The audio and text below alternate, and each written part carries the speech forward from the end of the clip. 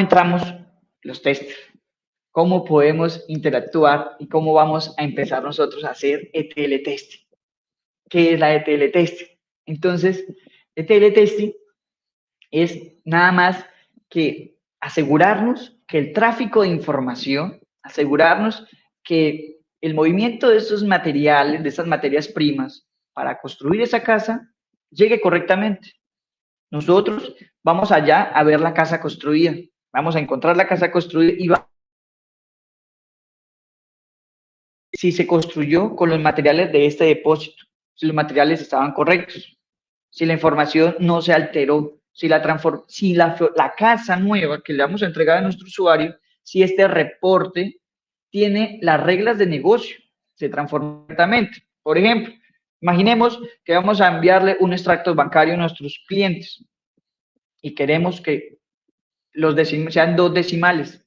Entonces vamos a asegurarnos que esa información tenga 2 decimales. Entonces, esto van a ser algunas de las validaciones que vamos a aprender a hacer con ETL testing. Entonces, ETL testing es ese tráfico de información, es asegurarnos que esa información llegue correctamente. Pero para eso vamos a necesitar, y va a ser pan de nuestros días, las SQL, las queries. Vamos a estar en contacto con la base de datos, vamos a estar en contacto quizás con Big Data, con BigQuery, con otras de estas data lake grandísimos, como Metabase, y vamos a estar en contacto con esto. Entonces, es importante que desarrollemos o mejoremos nuestras capacidades de hacer buenas queries, de tener los conceptos claros de qué es una base de datos relacional, qué es una base de datos no relacional. En el ejemplo que hoy vamos a ver es hacer pruebas con base de datos relacionales. Vamos a hacer una prueba con un reporte real, pero entonces no podemos confundir el ETL testing con database testing.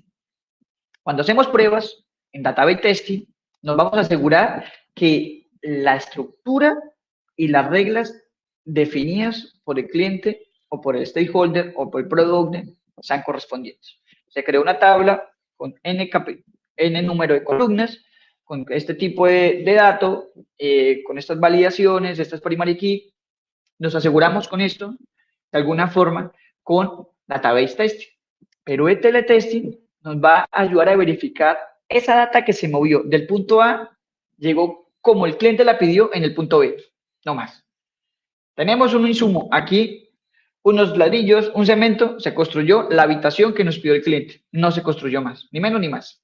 Eso es lo que vamos a asegurar nosotros. Entonces, cambia un poquito de paradigma cómo probamos funcionalidades hoy en día, pero eso es ETL testing.